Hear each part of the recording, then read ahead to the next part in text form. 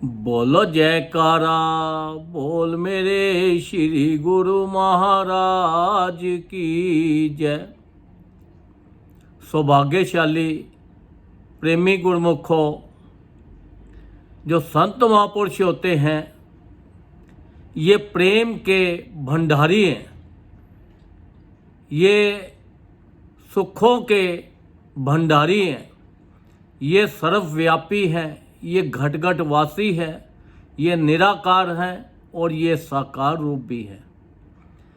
तो ये जिनका दृढ़ निश्चय होता है, जो दृढ़ निश्चय से उनके प्रेम में फंस जाते हैं और उनका नाम जपते हैं, तो सतगुरु उनके ही हो जाते हैं। वो जहाँ पे भी याद करें वो साक्षात उनको वहीं पे दर्शन दे देते हैं। पर शर्त एक ही है कि आपका दृढ़ निश्चय होना चाहिए।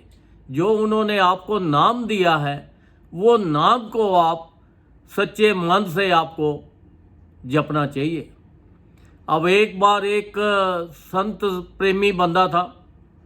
अब वो क्या करता था, वो पक्षी पकड़ता था।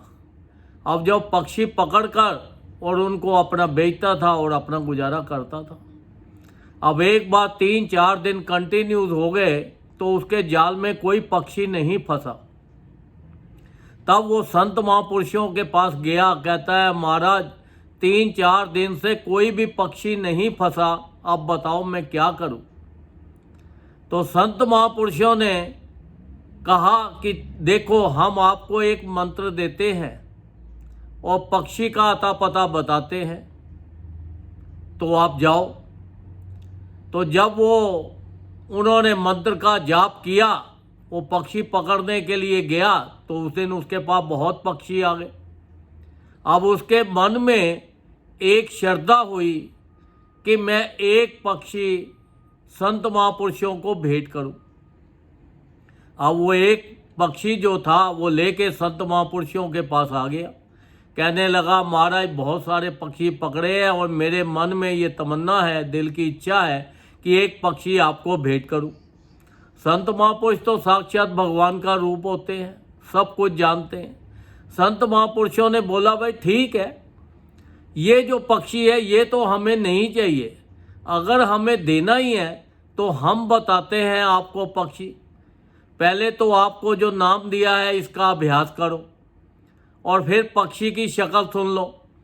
जो पक्षी है वो सांवले रंग का है और उसकी जो चोटी है वो एक मुकुट है और उसके जो पर हैं वो पीले रंग के पर हैं। तो हमें तो वो पक्षी चाहिए। तो अगर आप वो पक्षी ले आए तो हम आपको हर तरह से माला माल कर देंगे और संसार की भी खुशियाँ और परलोक की भी खुशियाँ आपको दे देंगे। अब वो भगत था, उसकी बड़ी निश्चय दृढ़ थी। गया, काफ़ी दिन तक भजन करता रहा, वो पक्षी का ध्यान करता रहा। अब भगवान वो पक्षी का रूप बन के कुछ टाइम बाद उसके पास आ गए। तो उसने देखा कि ये पक्षी तो वही आ गया जो भगवान ने, जो संत महापुरुषों ने कहा था। उसको कोमल कपड़े से बांधकर और श्री गुरु महाराज जी के पास ले गया, संत महापुरुषों के पास। जब संत महापुरुषों ने देखा तो उन्होंने कहा वाह भगवान, आपकी लीला, आप सारे जग के बंधन काटने वाले, आप खुद बंधन में फंसे हो। उसको देखकर संत महापुरुष बहुत खुशी हुए और उसकी दृढ़ निश्चय को देखकर और भी ज़्यादा खुश हुए। उनको बोला कि भगत जी को अब इनको छोड़ दो और याद कर दो। वो कहता है मैंने बड़ी मुश्किल से तो पकड़ा है, तो अब मैं इसको याद कैसे कर दूं। तो उन्होंने बोला, संत महापुरुषों ने फरमाया कि ये जो है पक्षी नहीं है, ये तो पार ब्रह्म है। और फिर भगवान ने उन्हें साक्षात दर्शन दिए। और देखो, जिसका भी दृढ़ निश्चय होता है तो भगवान परमात्मा उसके पास चले जाते हैं, क्योंकि हर वक्त संत महापुरुष तो एक ही चीज़ फरमाते हैं, वो कहते हैं जागते रहो, जागते रहो, जागते रहो। और हम सोचते हैं कि हम जाग तो रहे हैं, हम सो थोड़ा रहे हैं। तो संत महापुरुष क्या बोलते हैं, हम तो सोना उसको कहते हैं जो रात को सो गए और दिन में जाग गए।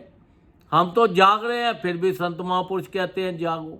पर संत महापुरुष का जागने का मतलब ये है कि आप संसार में जो आए हो, आप संसारी दुनियावी चीज़ों में ज़्यादा मत फंसो।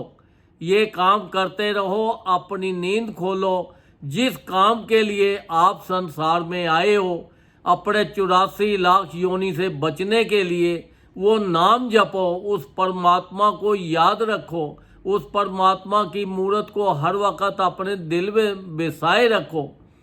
अब कई लोग बोलते हैं कि महाराज हम तो इतना भजन करते हैं, इतना पाठ करते हैं, हमें कुछ मिलता नहीं है। तो संत महापुरुष फरमाते हैं कि देखो, हम तो अपना बैग लेके, थैला लेके हर वक्त घूमते हैं, पर जो प्रेमी हमें याद करता है तो हम उनको उसकी झोलियां भर देते हैं। अब वो सुबह सुबह हर वक्त वो निकलते हैं संत महापुरुष, जो भजन में बैठे होते हैं सुबह सुबह, उनको वो धन से माला माल कर देते हैं, लोक के धन से भी और परलोक के धन से भी। अगर हम सोए ही रहेंगे, हम जागेंगे ही दोपहर को, तो फिर हमारा क्या होगा?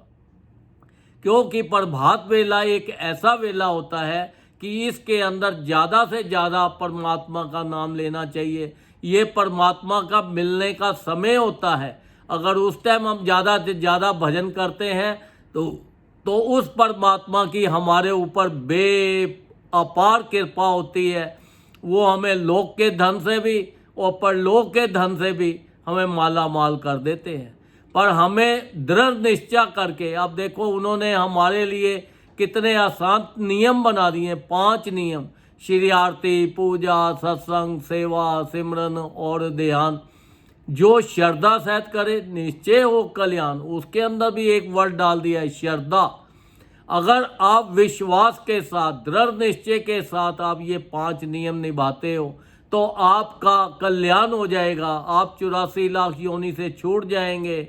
आपको संसारिक सब जितनी भी खुशियां हैं, सब खुशियां आपके कदमों में घूमेंगी, क्योंकि संत महापुरुषों के पास रिद्धियां और सिद्धियां उनके आगे पीछे रहती हैं।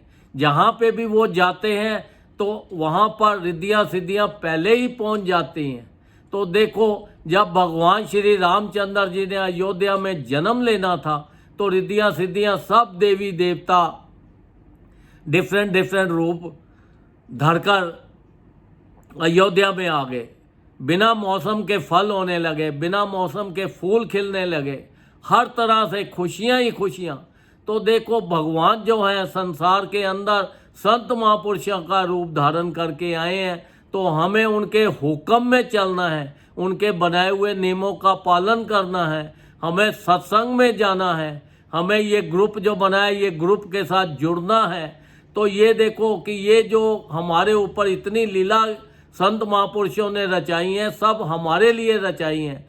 तो ताकि वो आप ज़्यादा से ज़्यादा ये ग्रुप में जुड़ो, सत्संग में जाओ, ज़्यादा से ज़्यादा भजन करो, ताकि आपका लोक और आपका परलोक सुखी हो जाए। और आपको दृढ़ निश्चय के साथ, विश्वास के साथ, ऐसा नहीं है ऊपर ऊपर से हाँ जी मैंने जप लिया नाम तो वह बात बनेगी, ऐसा नहीं है। ये तो जब आप अपने मन में एक मूर्त बिठा लोगे तो देखो, फिर आपका लोक और आपका परलोक दोनों सुखी हो जाएगा।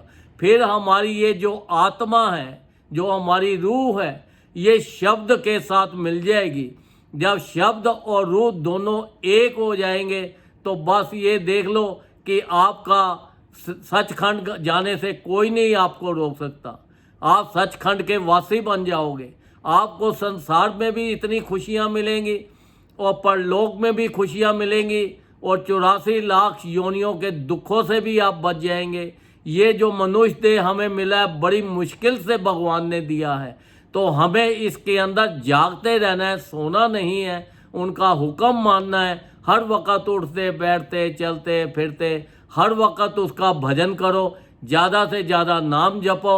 और अपना लोक और अपना परलोक दोनों सुखी करो। बोलो जयकारा, बोल मेरे श्री गुरु महाराज की जय।